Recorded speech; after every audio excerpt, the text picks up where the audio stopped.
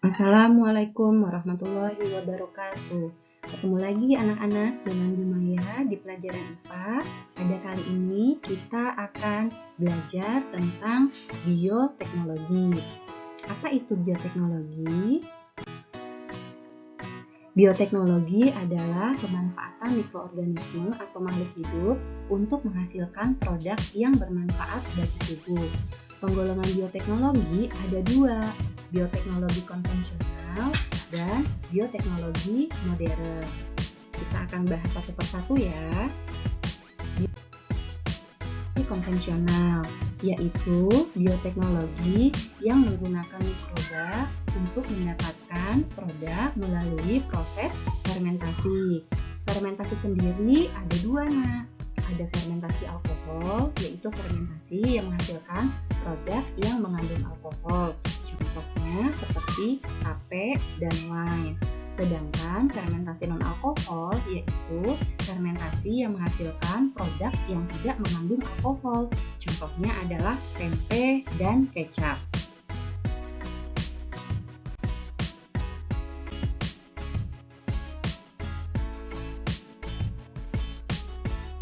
Nah, berikut adalah tabel mikroorganisme atau mikroba pada bioteknologi konvensional. Seperti yang tadi dijelaskan di awal, bioteknologi konvensional adalah bioteknologi yang memanfaatkan mikroba. Nah, berikut ini tuh mikroba yang dipakai untuk menghasilkan produk yang diinginkan. Salah satu contohnya yaitu nomor 1, produk tapai itu ternyata mikroba yang digunakan adalah Saccharomyces cerevisiae. Saccharomyces cerevisiae termasuk kelompok jamur. Begitupun juga dengan produk tempe. Produk tempe, mikroba yang digunakan adalah Rhizopus oryzae. Rhizopus oryzae pun termasuk ke dalam golongan jamur. Yang lainnya bisa kalian baca ya.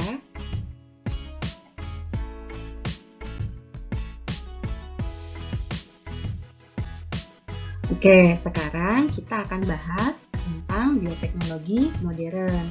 Bioteknologi modern adalah bioteknologi yang mengoptimalkan pemanfaatan biologi sel dan biologi molekuler atau rekayasa genetika untuk menghasilkan produk. Prosesnya cukup banyak, tapi yang akan kita bahas di sini hanya dua. Yang pertama yaitu rekayasa genetika, yang kedua adalah kultur jaringan. Kita bahas satu persatu ya. Rekayasa genetika adalah teknik modifikasi gen dalam sel suatu makhluk hidup untuk mendapatkan sifat sesuai yang diharapkan.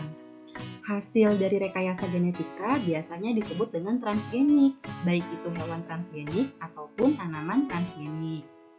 Bu Maya akan sedikit memaparkan bagaimana proses rekayasa genetika ya. Tolong diperhatikan. Ketika kita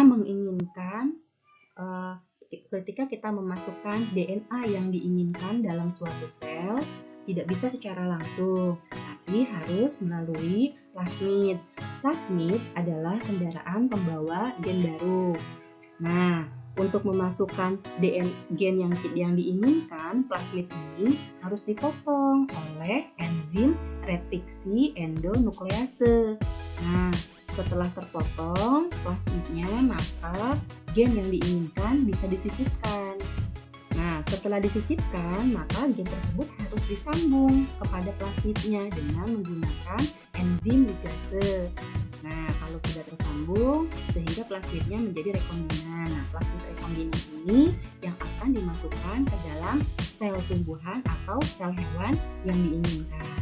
Nah, kurang lebih seperti itu proses dari rekayasa genetika ya anak-anak. Ini adalah contoh-contoh dari hasil rekayasa genetika. Ada sapi transgenik, ikan transgenik, lalu ada ikan yang warna-warni, biasanya disebut dengan glowfish. Lalu untuk tanaman ada golden rice atau beras yang berwarna gold, ini karena mengandung beta karoten yang lebih banyak daripada beras yang biasanya. Lalu juga ada jagung transgenik. Nah, Ini ya contoh-contoh dari bioteknologi modern. Sekarang kita akan masuk ke kultur jaringan. Kultur jaringan adalah teknik perbanyakan sel atau jaringan suatu tumbuhan atau hewan pada media buatan di dalam laboratorium. Keunggulan dari kultur jaringan, yang pertama, sifat bisa mirip sekali dengan induknya. Yang kedua, bisa diperbanyak dalam waktu yang sangat singkat.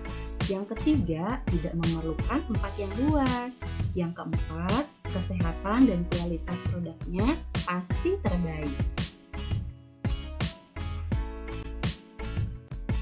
Sekarang kita masuk ke pemanfaatan bioteknologi. Penerapannya pada banyak bidang, kita akan bahas satu-satu. Pada bidang industri, yang pertama ada bahan makanan, itu ada hasil produknya yang tadi kita sudah bahas di awal, ada tempe, keju, kecap, dan yang lainnya.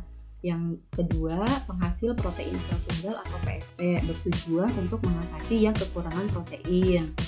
Kemudian pada bidang pertanian, yang pertama ada tanaman transgenik yang tadi sudah disebutkan, golden rice dan jagung transgenik. Yang kedua ada kultur jaringan, yang ketiga ada hidroponik. Nah, ngomong-ngomong hidroponik, kita sudah pernah melakukan ya di sekolah. Ternyata hidroponik termasuk dalam pemanfaatan bioteknologi. Yang keempat, aeroponik. Pada bidang kesehatan, yang pertama ada pembuatan insulin, pembuatan antibiotik, dan pembuatan vaksin. Ketiga ini dilakukan melalui rekayasa genetika. Kemudian pada bidang lingkungan, yang pertama ada penggunaan eceng gondok untuk mengatasi pencemaran organik di air.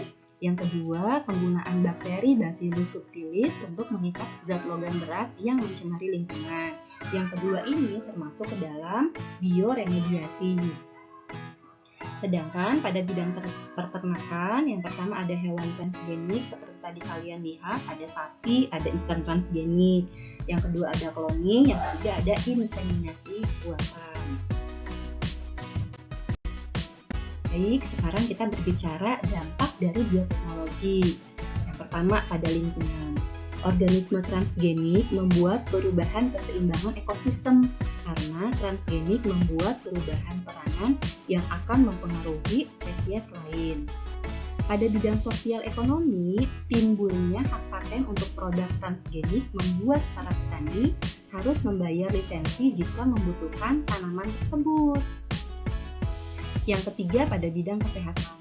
Suatu zat organik yang disisipi oleh gen yang tahan zat antibiotik dikhawatirkan menurunkan daya tahan tubuh jika dikonsumsi oleh manusia. Oke anak-anak, sekian penjelasan dari bioteknologi. Semoga kalian paham ya. Terima kasih atas perhatiannya. Bu Maya tutup. Wassalamualaikum warahmatullahi wabarakatuh.